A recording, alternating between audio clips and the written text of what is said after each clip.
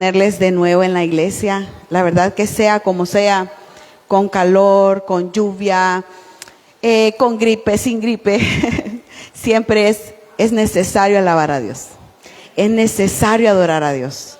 Con lo último que tengamos, así el Señor nos tenga que exprimir, con lo último que tengamos de vida, de aliento, de palpitar, tenemos que adorar al Señor. Porque Él nos lo ha dejado en su palabra, porque Él se lo merece, Él es digno. Así que qué bueno que este día usted se levantó y dijo, bueno, puede ser que tenga un poquito de pereza, puede ser que mi carne hoy no quiera ir, pero sí voy a ir. Sí voy a ir porque el Señor se lo merece. Y como vino, pues siempre el Señor tiene una palabra para usted. Yo creo que esa es nuestra recompensa, poder escucharle, poder sentir ese apoyo de Él, ese aliento, ese ánimo que nos da cada vez que venimos a su casa. Así que yo le voy a pedir que se ponga en pie para comenzar con la meditación de este día, que se titula, si ustedes vieron en la invitación, decía, ¿por qué sufren los buenos? Así se titula nuestra meditación el día de hoy. Y vamos a buscar Marcos capítulo 10 y vamos a leer 7 versículos del 17 al 24. Así que buscamos Marcos capítulo 10 y nos vamos al versículo 17. Y vamos a leer hasta el 24. Lo vamos a leer como está escrito. Dice, al salir él para seguir su camino, vino uno corriendo. E hincando la rodilla delante de él le preguntó, Maestro bueno, ¿qué haré para heredar la vida eterna? Jesús le dijo, ¿por qué me llamas bueno? Ninguno hay bueno, sino solo uno, Dios. Los mandamientos sabes, no adulteres, no mates, no hurtes, no digas falso testimonio, no defraudes, honra a tu padre y a tu madre. Él entonces respondiendo le dijo, Maestro, todo esto lo he guardado desde mi juventud. Entonces Jesús mirándole le amó y le dijo, una cosa te falta, anda, vende todo lo que tienes y dalo a los pobres y tendrás tesoro en el cielo. Y ven, sígueme tomando tu cruz. Pero él, afligido por esta palabra, se fue triste porque tenía muchas posesiones. Entonces Jesús mirando alrededor dijo a sus discípulos, cuán difícilmente entrarán en el reino de Dios los que tienen riquezas. Los discípulos se asombraron de sus palabras, pero Jesús respondiendo volvió a decirles, hijos, cuán difícil les es entrar en el reino de Dios a los que confían en las riquezas. Oramos. Padre y buen Dios, gracias le damos por su bendita palabra. Le suplicamos, Señor, que hable a nuestras vidas, Señor bendito, que supla, Padre bendito, cada una de las necesidades que ahora tenemos. Llene nuestro corazón, Señor, tome control, Padre. Reprenda al enemigo, Padre bendito. Derribe cualquier distracción, Señor, cualquier problema, sueño que traigan mis hermanos, Padre, para que esta palabra pueda hallar terreno fértil, Señor, y a su tiempo dar fruto. En el nombre de Jesús lo hemos pedido. Amén. Puede tomar asiento. Gracias por acompañarme en la lectura. Bien, entonces decíamos, ¿por qué sufren los buenos? Fíjense que esta meditación surge precisamente de un momento en el que fuimos a evangelizar. Estábamos evangelizando, mi esposo y yo, a una pareja ya madura. Ya tenían sus hijos grandes y estaban sentaditos ellos en el parque. Y comenzamos a hablarle de la palabra de Dios. Y esta pregunta nace de ella. Ella me dice, ajá, sí, bueno, pero ¿por qué sufren los buenos? Como diciéndome, mire, yo sufro siendo no cristiana. Y si siendo cristiana también tengo que sufrir, pues ¿para qué me hago cristiana? Yo así lo entendí, como una excusa.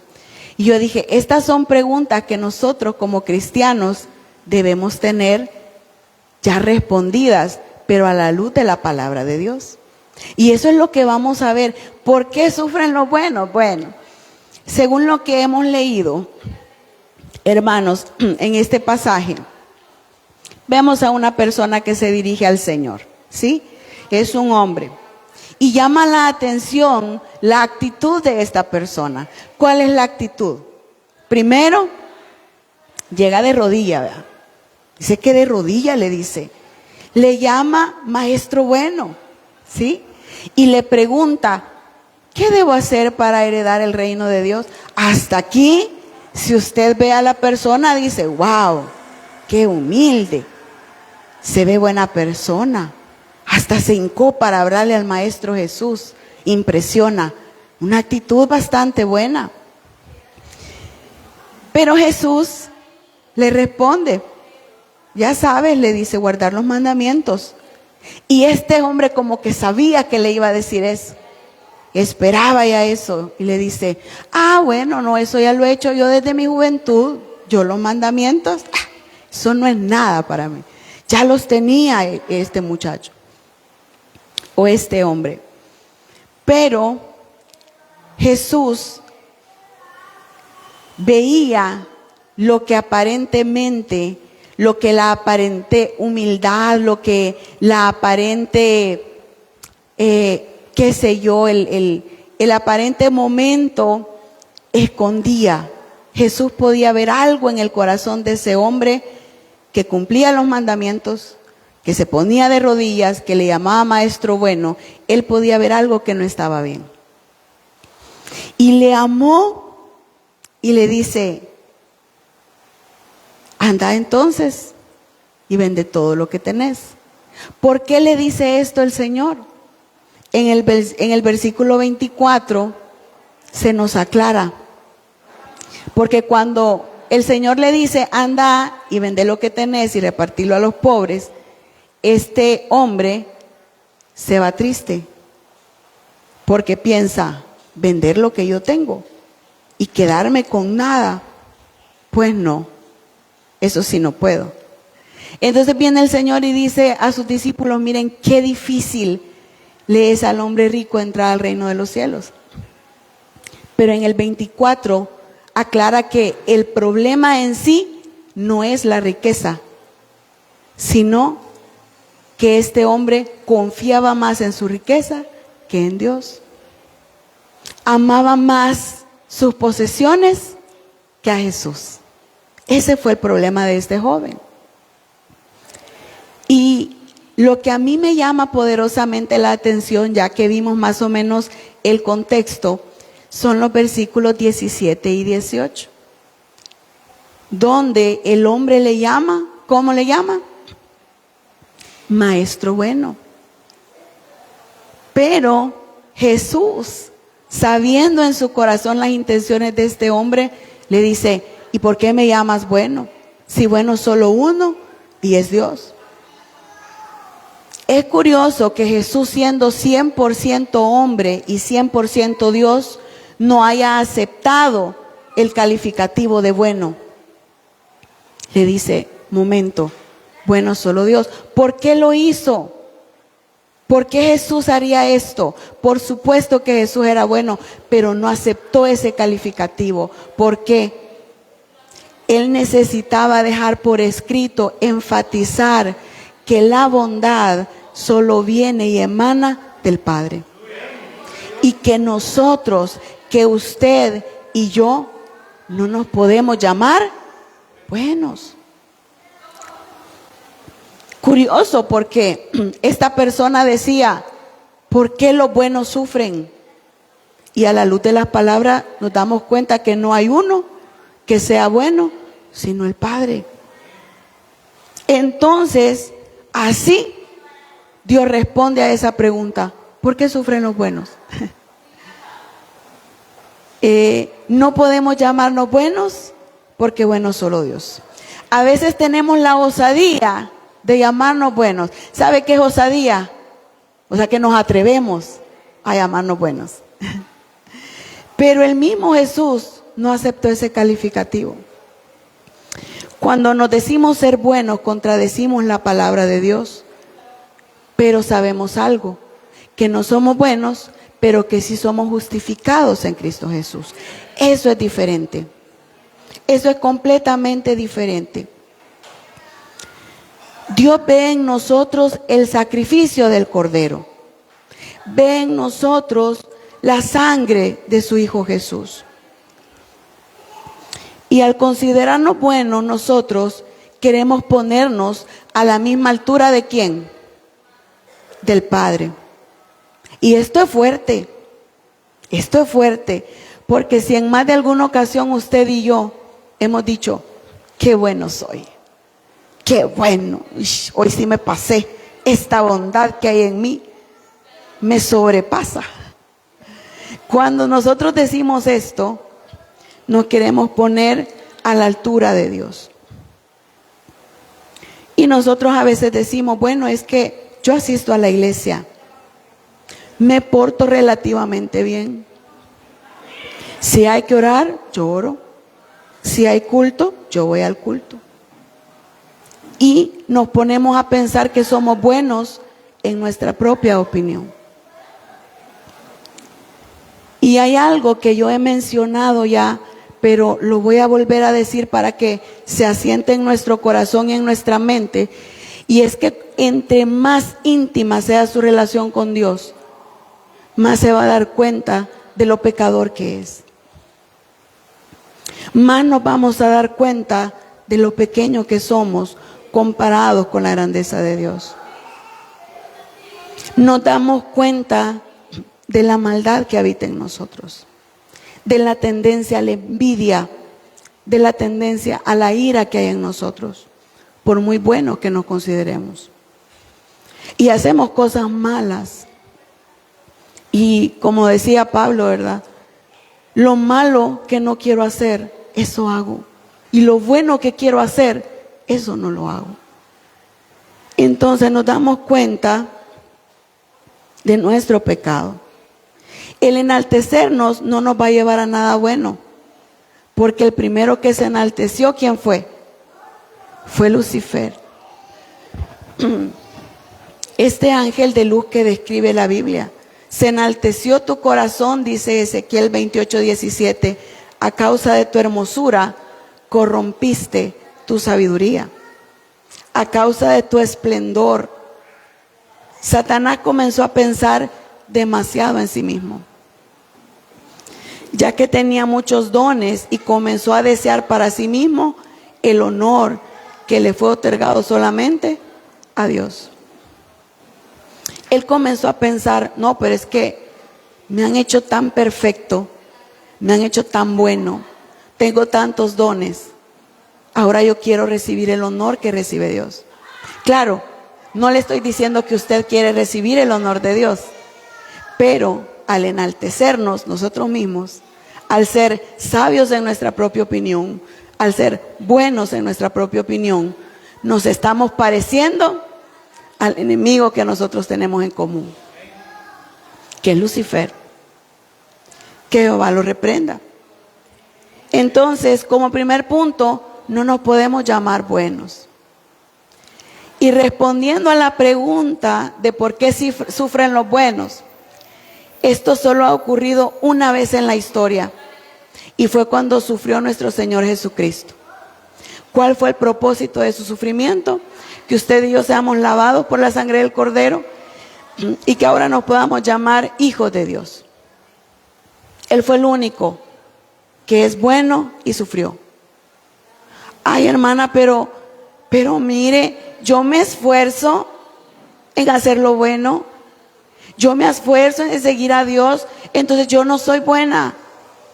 Pues no es bueno.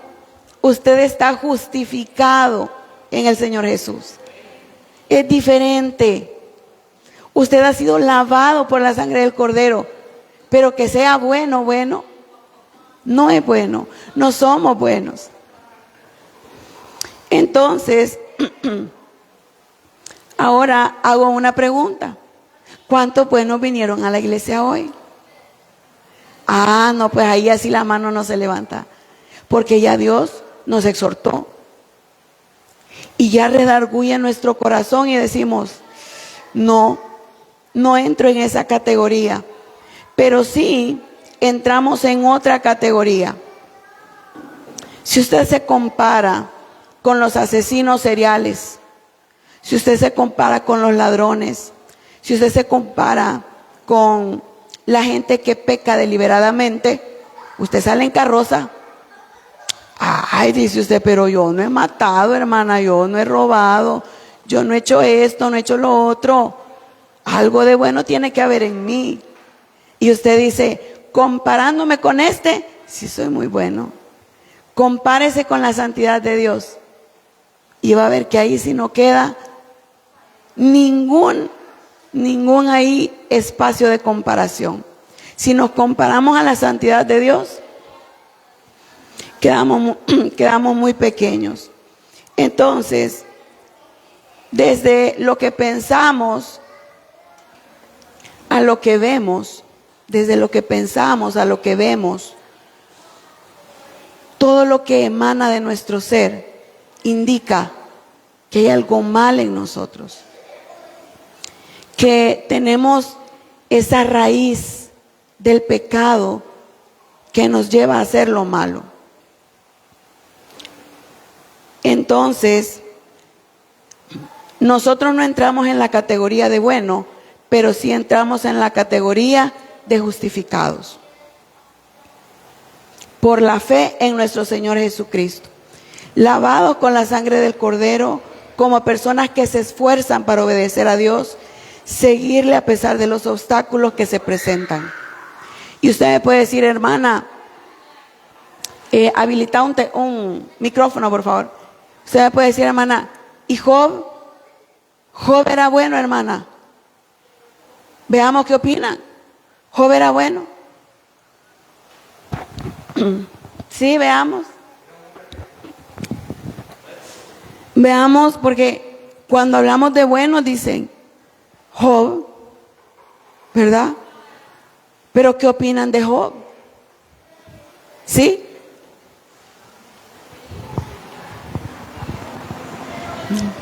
Job era, bueno, la palabra dice que era perfecto, o sea, era recto, era perfecto, temeroso y apartado del mal.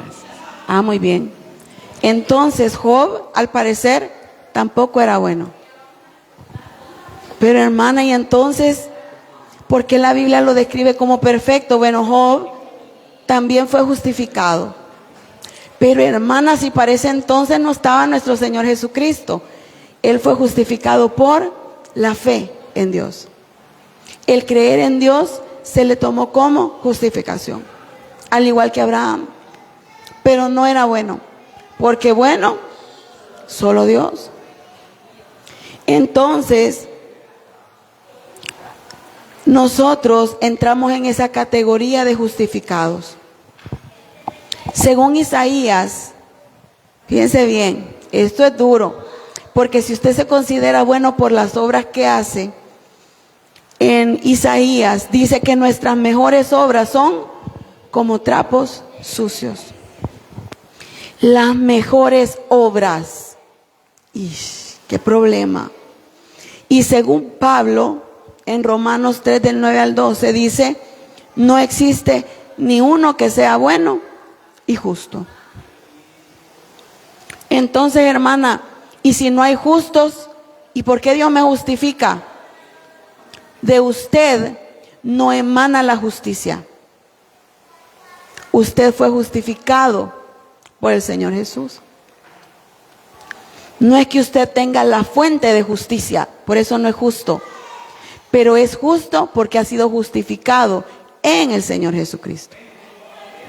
De manera que si usted hace actos de bondad y actos de misericordia, no es porque nosotros seamos dechados de bondades, sino es porque del Padre de las luces viene toda dádiva y don perfecto. Ahora, si nos ponemos a pensar en buenos que sí sufren, yo me pongo a pensar en los niños de brazo, los niños que todavía no saben diferenciar su derecha de su izquierda, que hoy en estos tiempos están siendo violados, abusados física, psicológicamente, que están siendo torturados, que están siendo vendidos, que están siendo traficados para vender sus órganos. Esos sí son inocentes que sufren. De ellos, dice Jesús, es el reino de los cielos. Y son los que más sufren en esta tierra. Y si usted es padre de familia, su corazón todavía se hace más pequeño porque conoce del gran amor que uno siente por los niños, por los hijos. Y el saber que otro está sufriendo así y no hay quien lo defienda, es duro. Esas cosas a mí me quitan el sueño. Y Dios sabe que es cierto. Noches en vela pensando, Señor, ¿por qué sufren estos pequeños? ¿Por qué si son tan inocentes, tan vulnerables, Señor? ¿Cómo nosotros de adultos, siendo malos, nos queremos llamar buenos? Y estas criaturas que sí son inocentes, ¿cómo sufren? Pero la palabra de Dios es clara y dice que nosotros fuimos destituidos de la gloria de Dios. Y como hemos sido destituidos de la gloria de Dios, nosotros vamos a seguir viendo este tipo de cosas. Vamos a seguir viendo este tipo de horrores en esta tierra. Y todo se va a acabar hasta que nuestro Señor Jesús venga con gloria y poder. Mientras tanto, nosotros lo que podemos hacer como pueblo de Dios es interceder por estas criaturas para que Dios los socorra. Estos niños van a dejar de ser niños, por supuesto, y van a ser adultos que van a tener la difícil tarea de encontrar un propósito en lo que sufrieron, de encontrar una oportunidad de testimonio en esa violación, en esa tortura que sufrieron. Si usted escucha a un adulto hablar de sus traumas de infancia, de cómo le abusaron, de cómo lo trataron, va a ver a un adulto herido que no comprende por lo que pasó hasta que viene a los pies de Cristo. No comprende ese sufrimiento. Así que, hermanos, si nosotros vemos algo que les pasa a los niños, denunciemos, no callemos. Esta es la única manera que nosotros podemos ayudar. No ignoremos. A veces usted escucha que en las casas todos los días, miren, en las casas siempre hay ruido de niños.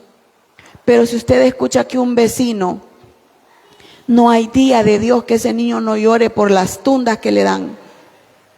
Hable, haga algo. Porque si no, estamos dejando sufrir a una criatura de Dios sin meter un solo dedo. Y no está bien ignorar. Entonces, aclarando este punto, que solo los niños de brazos serían los inocentes, que solo Dios es el bueno, y que nosotros entramos en la categoría de justificados, podemos avanzar hacia la pregunta, pero ya no la pregunta de por qué sufren los buenos, sino por qué sufren los que se esfuerzan en seguir a Dios. Pues ya sabemos que buenos no somos, pero sí justificados. Entonces, ¿por qué los justificados en Cristo sufrimos? En Juan 16:33, busquémoslo. Juan 16:33. Nuestro Señor Jesús, como ya sabía que nosotros somos preguntones, como ya sabía que nosotros somos curiosos, nos dejó escrito algunas cosas para que las tomemos en cuenta. Y puedes pasar el micrófono para que alguien nos lo lea.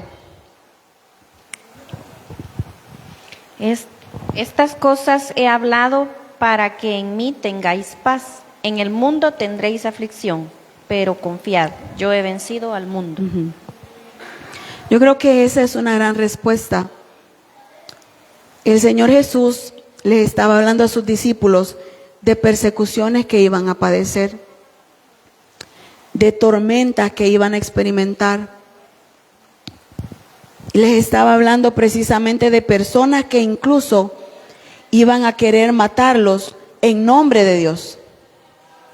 Y Jesús les dice, miren, estos lo van a hacer porque no me conocen ni a mí ni al Padre. Pero les dice, a pesar que van a tener aflicción, yo les digo estas cosas para que tengan paz y sepan que yo ya vencí al mundo. Entonces, si nosotros vemos la palabra aflicción, que Jesús ya nos advirtió que vamos a tener aflicción, ¿qué cosa podemos esperar de este mundo? ¿Qué cosa si el Señor nos dice, miren, van a tener aflicción, qué vamos a esperar? ¿Solo cosas buenas? Miren, aquí, en el país donde nosotros vivimos, hay una gran libertad, ¿verdad? Y eso también lo estamos estudiando los jueves. Hay una gran libertad para congregarnos, para hacer lo que querramos ser. Los cristianos tienen puerta abierta para ir y venir de la iglesia. Si al caso no vienen es porque se duermen, porque no quieren. Pero no tenemos mayor reprensión. ¿Qué tipo de aflicción podemos pasar nosotros? Tal vez no de índole opresivo para no congregarnos, pero sí vamos a tener otro tipo de aflicciones. Pero hermano, también sopese que es aflicción y que no. Hay gente que se le descose un botón, ¡ay, qué gran problema! ¿Cómo sufre el hermano por un botón? Eso no es aflicción, hermano. Mire, hay gente que sufre siendo cristiano porque la sopa estaba fría. Ay, no, esta sopa fría. Ay, a este fresco no le echaron fruta, pura agua teñida. Pobrecito yo. Hermano, eso no es sufrimiento. Esa no es aflicción. Mire, aflicción, la gente que está presa por sus malas decisiones. Los que están en el hospital con enfermedades crónicas, hermano, de verdad. Niños en el Bloom quemados, con sus padres sufriendo al pie de la cama. Eso es aflicción, eso es prueba. Que el agua haya estado muy helada en la mañana, eso no es aflicción, hermano. El que a usted le haya dolido la canilla ayer porque se deslizó, porque había llovido, hermano, eso no es aflicción. Sepamos también categorizar y ubiquémonos. Que cuando que hay gente que media cosa le pasa, el Señor dijo que va a venir aflicción en esta tierra. Y nosotros a veces la pasamos bien. ¿Cómo es que dicen? La pasan chele. Y aún así nos quejamos. Pero fíjese bien, vamos a hablar de cosas que de verdad causan aflicción. Vamos a hablar de cosas que sí ameritan que nosotros nos preocupemos, que nos dolamos en el corazón. Por ejemplo, la pérdida de padres, la muerte de seres amados, la muerte de hijos, enfermedades terribles. Reveses que le suceden y que usted no los esperaba. Lo echan de su trabajo y tiene una familia que mantener. Llegó un día en el que usted se sintió desesperado, tomó una mala decisión y ahora está teniendo que pagar con separaciones de su hogar. Sus hijos sufren porque no le ven. Le han diagnosticado una enfermedad que no es tratable. Eso sí le creo que le pueda mortificar. Pero y hermana, y entonces, si yo quiero ser lo mejor para Dios, si Dios me justificó por mi fe en el Señor Jesucristo, entonces ¿por qué yo tengo que sufrir el dolor de perder a un hijo, o el dolor que escapa a enloquecer a muchos, perder su mamá, su cónyuge, quedarse solo, etcétera. Y es porque nosotros somos llamados a hacer algo diferente a lo que fuimos. Haga de cuenta y caso que usted necesita ser esculpido, necesita ser cincelado y martillado para dejar de ser lo que fue. Hay muchas personas que dicen, miren, dejen de romantizar la transformación a Cristo porque fácil no es. Y tienen razón, porque todo lo que usted fue tiene que morir. Y para que eso muera, no es sencillo, porque usted y yo somos testarudos, somos tremendos. Entonces Dios tiene que trabajarnos con cincel y martillo. ¿Se ha fijado los escultores, los que trabajan con piedra de mármol? Hace poco escuché una entrevista de uno de ellos y le preguntaron cómo era su etapa creativa y él les dice, miren, yo no veo la piedra que ustedes ven, yo veo lo que está dentro de la piedra y lo único que hago es cincelar para que eso salga a la luz de todos. Entonces Dios en usted y en mí ha visto algo, pero tiene que trabajarnos para que nosotros lleguemos a hacer eso que Él quiere. Y por eso es que padecemos. Oiga esto, pedimos fuerzas y se nos vienen dificultades. Como si de un entrenamiento se tratara. Hay gente que dice, mire, tenga cuidado con lo que pide en oración, hermana, porque eso le va a venir. Pues sí, porque estamos en entrenamiento. Señor, deme sabiduría. Le van a venir conflictos para que usted resuelva y ponga en práctica esa sabiduría. Miren, Salomón, ¿qué le tocó a Salomón? Llegaron las dos mujeres, ese niño es mío, no, ese es mío, este es mío. Y como para ese entonces no habían pruebas de ADN, no había cómo identificar de quién era la criatura, dice Salomón, pues partamos a este niño, dividámoslo. No, saltó la verdadera mamá. No lo mate, déselo a ella. Ahí está la mamá. Qué sabiduría, dijeron todos. Pero se le dieron circunstancias para que él pusiera en práctica la sabiduría de Dios. Entonces, pedimos fuerzas al Señor y Dios nos entrena. Nos entrena como si se tratara de una escuela o de un cuartel, porque dice que somos soldados de Cristo. Hay muchos de nosotros que hemos sido entrenados en diferentes áreas, que hemos sido entrenados en conocer qué es no tener un 5 en la bolsa para comer, para poder valorar de verdad el dólar que ahora andamos. Hay personas que se nos ha entrenado en el área de no tener comida para ahora valorar los frijolitos fríos que nos ponen.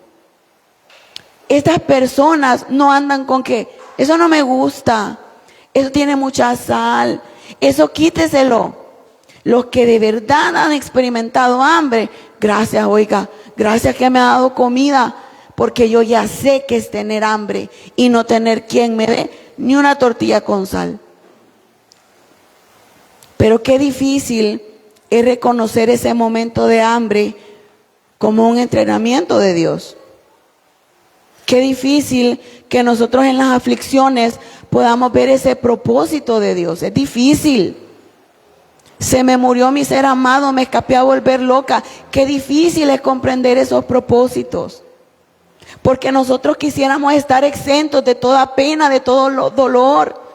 Y Jesús nos dice en su palabra, miren, dejen de soñar.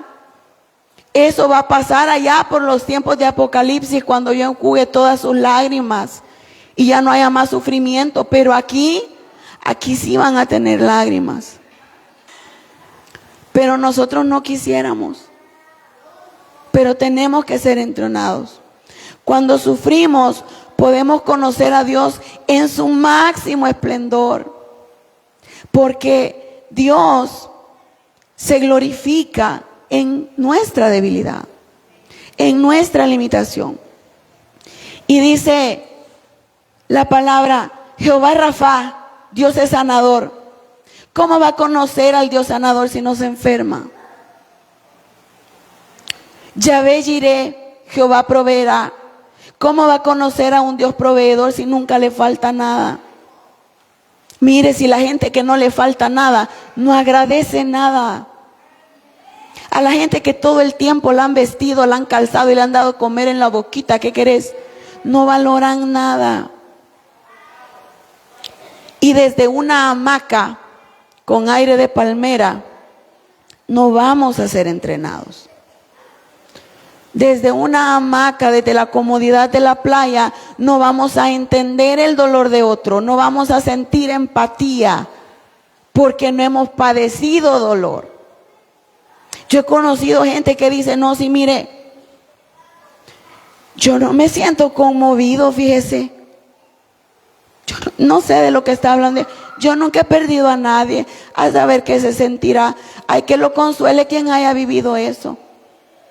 Y ya llega el que sí ha vivido eso y le dice, Dios te puede sacar de eso, yo estuve ahí. Y ya nuestro sufrimiento se vuelve ya en testimonio. Nuestra herida se vuelve ungüento para otro que sufre. Y usted le dice, tranquilo, tranquilo, ya va a pasar, porque yo lo viví. Entonces, no conoceríamos al Dios que restaura si nunca nos hubiéramos quebrado.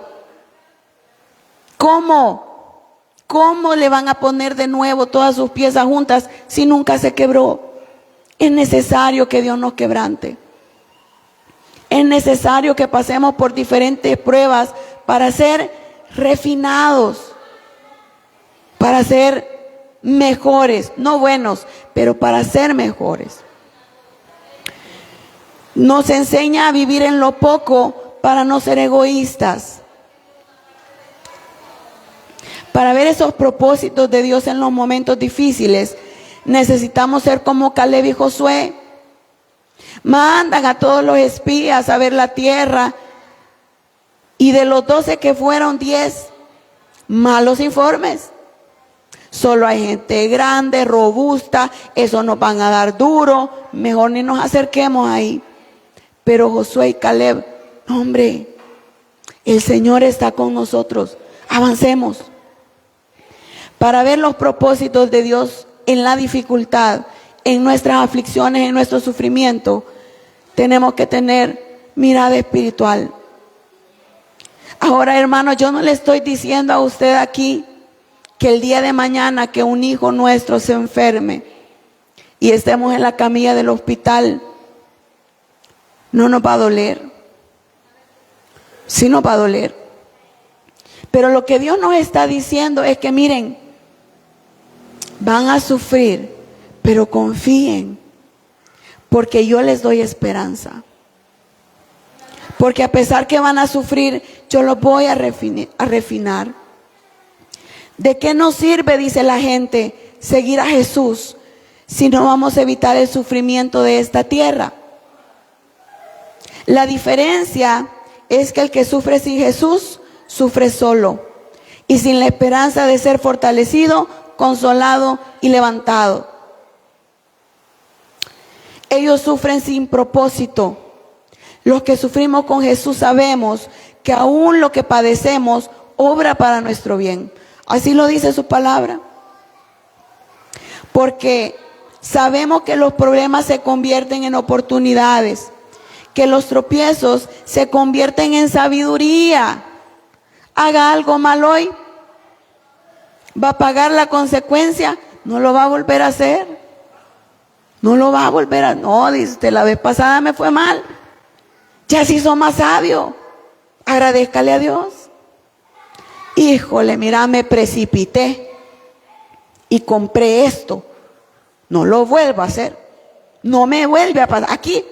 Y dicen, los que no son cristianos, no lo vuelvo a hacer.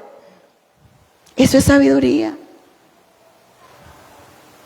Entonces, las heridas, les decía yo, se convierten en un ungüento para sanar a otros, porque en Cristo hasta nuestro peor momento tiene propósito.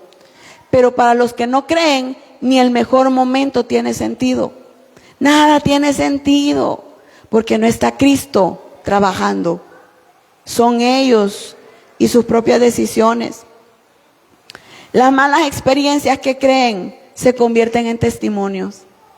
Fuertes, poderosos, no hombre. Usted escuchara testimonios de esta iglesia, se pone de rodillas y le dice, Señor, gracias. Porque hay testimonios fuertes. Claro, ahora pregúntele al hermano es testimonio. Pero cuando estaba en la situación, eso era motivo de llanto, de dolor. Le crujían los dientes al hermano, se retorcía en el suelo. Pero Dios lo sacó adelante. Entonces, en Cristo tenemos la esperanza. Eso es lo más importante. Que este sufrimiento es pasajero. Y que ningún dolor que nosotros vivamos en la tierra se compara al gozo que vamos a tener en su presencia. Pero el que sufre sin Cristo sabe que va a sufrir eternamente. Va a sufrir aquí y va a sufrir allá. Nosotros vamos a sufrir aquí, pues estamos siendo pulidos. Dios nos da esperanza, nos da tiempo de refrigerio, nos da ánimo, nos da tantas cosas, porque miren, no vamos a decir que solo cosas malas tenemos. ¿Cuántas cosas buenas? ¿Quién va a tomar sopa de patas hoy? Ajá. Muchos van a tomar sopa de patas. Otros van a ir a cocinar algo rico. Frijolito con crema y queso, tortilla tostada, es sabroso. Eso no es aflicción, ¿verdad? Quiere decir que Dios sabe hasta dónde. Dios le da sus momentos. Y no son momentos de alegría, a veces son temporadas enteras de pura alegría y felicidad sirviendo en la iglesia. Pero cuando vengan los momentos de prueba, usted no diga, ay Señor, porque yo siendo tan bueno y esto me pasa a mí, tan bueno que soy yo. Bueno, así dicen los hermanos, y yo también me lo creo que yo soy buena. Cuando vengan los momentos de aflicción, no se pregunte por qué usted, pobrecito, siendo tan bueno, le pasa esto. Miren, porque eso nos hace caer en la victimización. Yo soy la víctima. Miren, no se haga la víctima. Usted quiere ser la víctima en todos los dramas de su vida, para que la anden compadeciendo, para que lo anden compadeciendo. Sí, pobrecito usted. Y el Señor dice, miren, sean fuertes, sean valientes, compórtense como soldados de Cristo, pónganse la armadura. Y claro, en un momento el Señor nos dice, miren hijitos, pero tampoco hay que andarnos victimizando por todo y por nada. Hay cosas que ni son aflicciones y ahí andamos nosotros con cuestiones que no deberían hacer. Entonces, quédese del lado del campeón, quédese del lado de Cristo. Sígale y no vea atrás. Ay, no, que yo viera, estoy sufriendo. Dios se va a glorificar. Y que yo ya no aguanto a este hombre, ya no aguanto a esta mujer, ¿para qué me casé? Dios se va a glorificar en usted. Lo va a cambiar a usted, porque a su cónyuge, si él no quiere cambiar, si él no le da permiso a Dios que obre en él o en ella, no va a cambiar. Pero usted sí va a cambiar. Va a desarrollar una paciencia, va a desarrollar una templanza, va a desarrollar una responsabilidad que, ay, ese hombre me dio pelea, esa mujer me dio pelea, pero yo me voy para la iglesia. Yo voy y escucho palabras, yo voy y oro, yo voy y leo la Biblia. Esto y esto me pasó con mi hijo, pero a pesar de eso yo voy a seguir a Dios. Usted se va a hacer cada vez más fuerte y más fuerte. Y eso es lo que Dios quiere en los momentos de tribulación. Entonces yo quiero que se ponga de pie en esta mañana.